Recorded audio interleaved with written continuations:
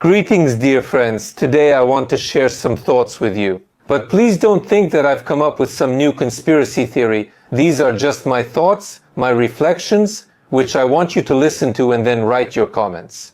Over the past week, I've had conversations with several people who also understand the situation well. I can't say that we're at a dead end, but we're simply amazed by everything that's happening. And everything that's happening leads not only me, but others as well, to the thought that the president of Ukraine, Volodymyr Zelensky, is actually a Russian agent. Look, ask yourself a simple question. If the president of Ukraine were a Russian agent, how would he act? Try thinking in reverse. I had to do that to understand what's really going on.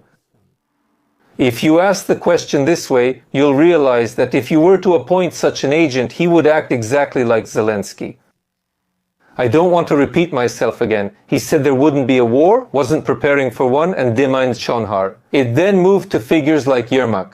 By the way, we can also assume, per the SON hypothesis, that both Yermak and Zelensky are Russian agents, each unaware of the other's status. That happens too. There are a million arguments here. I want to say something important. People have varied expectations of Trump. Some await him giving weapons to fight Russia, though the reasons, duration, and purpose remain unclear. Some say sanction or pressure Zelensky, others say pressure Putin. Overall, everyone wants something different. But whether to put pressure on Zelensky or on Putin, what's more important here is to put pressure on Putin. Those who want to name at least one reason to do so? Trump hasn't signed the minerals agreement. It would be different if Zelensky had signed it. Trump clearly said, sign the agreement and you'll have the cards. Without us, you have no cards. But he didn't sign anything. He promised 3 times and still hasn't signed anything. Now he says that in February we had 46,000 killed in the war.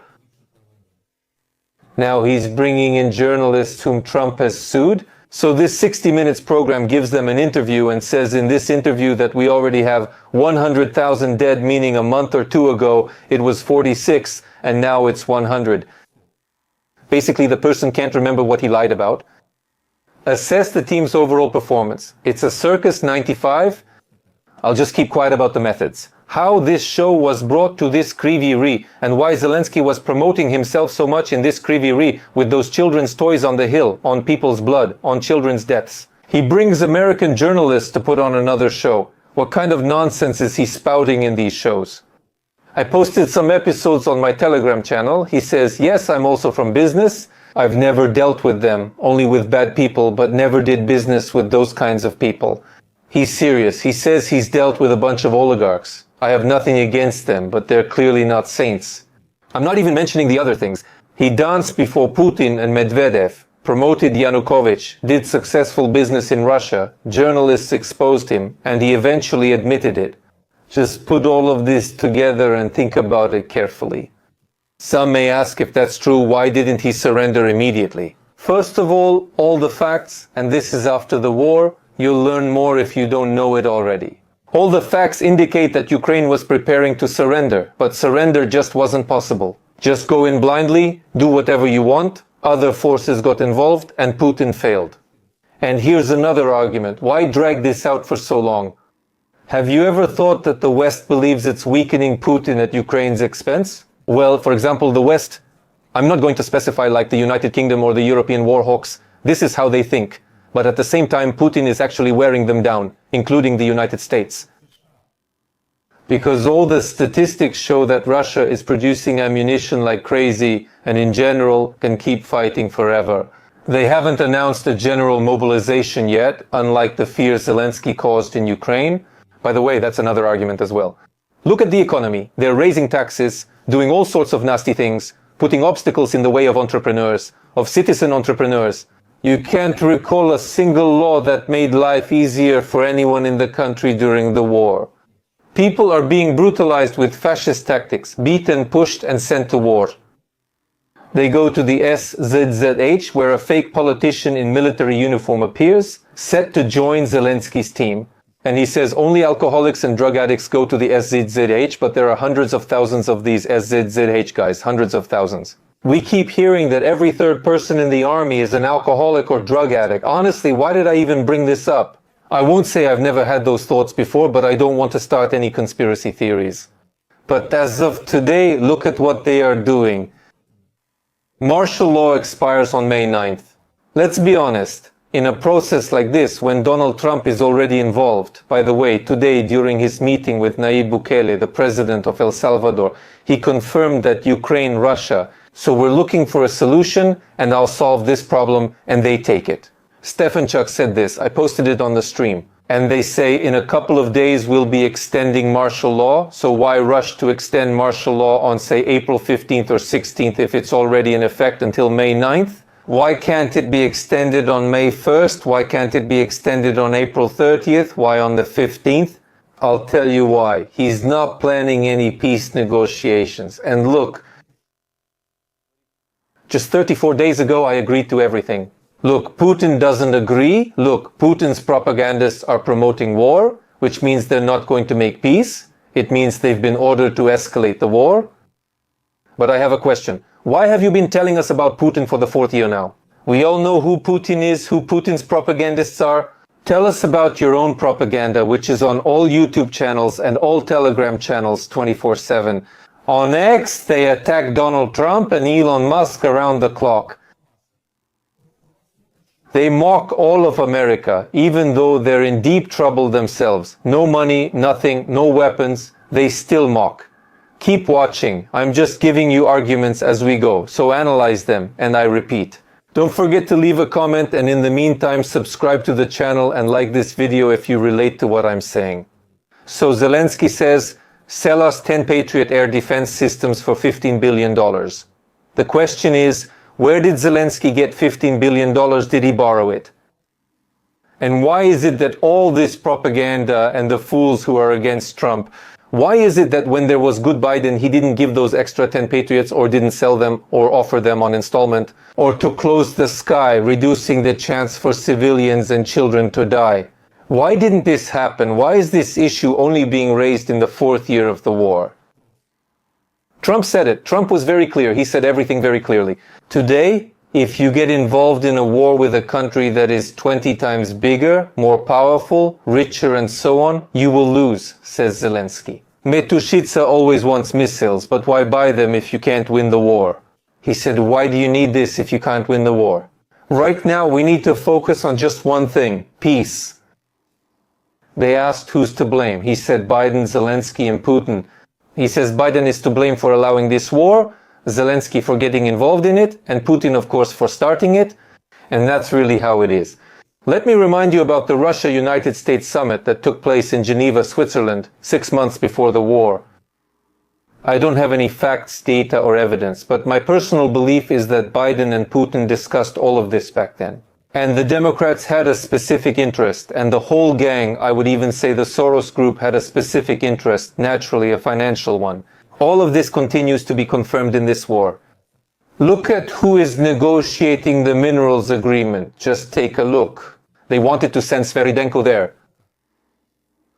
who was exposed for receiving some outrageous amount of money, I think more than 3 million hryvnias. From the Kyiv School of Economics, you hear actually she works in the government, from the Higher School of Economics, which is headed by Timofey Milovanov.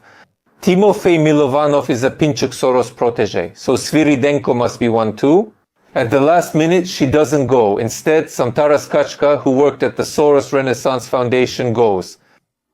So, negotiations are taking place between the Soros group from Ukraine and the United States with Donald Trump's administration. You understand that this leads to the destruction of Ukraine? I showed on the stream last Friday how Blinken admitted that Zelensky offered us these resources. It's just that their term in office ended. He offered it to them. That is, Soros's people would have managed our resources. Then believe me, that would have been a complete disaster. Why do we not only have to sign this agreement, but also get down on our knees so that they sign it too? Because if these resources end up in the hands of the Americans, well, the Republicans, let's say Trump's team, then everything will be fair, there will be chances for development, and we will have the protection of the United States. But if it ends up with the oligarchs, with Soros, like the Pinchuk-Soros connection, then, I repeat, it's the end for Ukraine and the people. They are disposing of people at an incredible speed. Trump said today that 2,500 soldiers die each week in Ukraine, totaling 10,000 monthly and 120,000 or more annually. Now let's do the math. Their plan is to mobilize 30,000 people a month to busify them. Let's be direct. They busify 30,000, 10,000 buy their way out, and 10,000 go into the special reserve. As soon as they get there, they just flat out refuse. I've been told a million times about cases where people simply refuse to carry out orders. Of those, only about 1 in 3 or 10,000 stayed to fight. 10,000 were killed, died, and 10,000 replaced them. Do you understand? This is a death conveyor. Zelensky has drowned the country and its people in blood. Do you get it? Have you even heard about these cases? In Chernivtsi, a female journalist was sentenced to 5 years. A woman or a girl was given 5 years just for posting a video about demilitarization on TikTok. Some guys, underage kids, were drinking low alcohol beverages. They were 17 years old. What do you expect? They're just kids listening to Russian music. Then the security service of Ukraine bursts in and makes them apologize on camera like the Kadyrovites. Don't security services have better things to do than target silly kids and their parents? It doesn't matter. That's just how everything works in Ukraine now. Don't get me wrong. I'm not asking or demanding anything from you. Know why? Ukraine, or rather its people, are already in the same situation as those in Russia. I'm not asking anything of Russians. At the start of the war, maybe in the first week, there were calls like, go out, intellectuals, demand change, start a revolution, do something. No, now I understand after some time it's impossible. A dictatorship reaches a certain limit, a point of no return, after which everything will be suppressed by the harshest methods. So harsh and so demonstrative. Reprisals are carried out in such a way that no one would even think of starting anything out of fear. In Russia, there's no martial law or closed borders like Ukraine. Here, borders are closed, there's martial law, and people, especially men, have no rights. What can I demand from people? Please subscribe, share the videos and streams, repost them, or if you're hesitant, just send the link privately to friends and family. Because we need to unite around common sense. If each of us, using whatever resources we have, doesn't defeat this dictatorship, doesn't break the Zelensky regime, doesn't push for pressure so that he signs both the minerals agreement and the peace treaty, yes, even with an unpleasant compromise. Yes, nothing else matters now. With this approach, Ukraine may not survive. I won't discuss now how they're trying to make Lviv, Ivano-Frankivsk and Ternopil in western Ukraine like that. It won't happen. That's not the topic of this video, and this is what's destroying the country. People today, I wake up, check the news, and realize there's nothing to say. It's just that every day the situation gets worse. It's a real dictatorship, a real totalitarian regime, and we just can't keep talking like this. The regime is increasing its pressure, and we need to step up. We need to be more active. I'm addressing everyone who will watch this video, because there's still something to discuss right now. With how Zelensky is acting, I repeat, it almost seems like he's a Russian agent, and in 6 months we'll be discussing something else entirely. Just listen. In 2022, when the war started, we were sitting there thinking, well, that's how it was for me in the first days, like in Georgia now. A week, maybe 2. Okay, things are complicated, maybe a month, and the war will be over. That's how it was in Minsk and Istanbul until Boris Johnson, the war hawk, arrived and ruined everything. But that's not my point. My point is that in 2022, we discussed a quick peace, hoping it would end in 2023. We were discussing the counteroffensive. From every iron, we were discussing it. They were telling us about it. Of course, I didn't believe it. Everything is on my channel, all these facts. We'll bite off Crimea there, we'll bite off something else there, we'll destroy the Crimean bridge.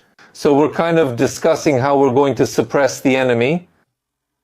And that's 2023, and 2024, there's the Peace Summit. Overall, everything is strong and progressing, and by 2025, General Kellogg is already releasing a plan.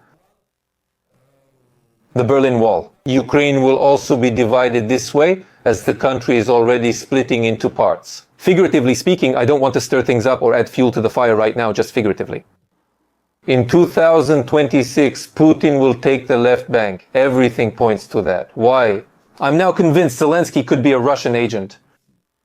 It's just that if you, as I said at the beginning of the video, put everything together, then a Russian agent would act exactly the way Zelensky does. You don't need to give up Ukraine or reveal yourself immediately. That's too obvious, complicated, and risky. You can keep this up for years.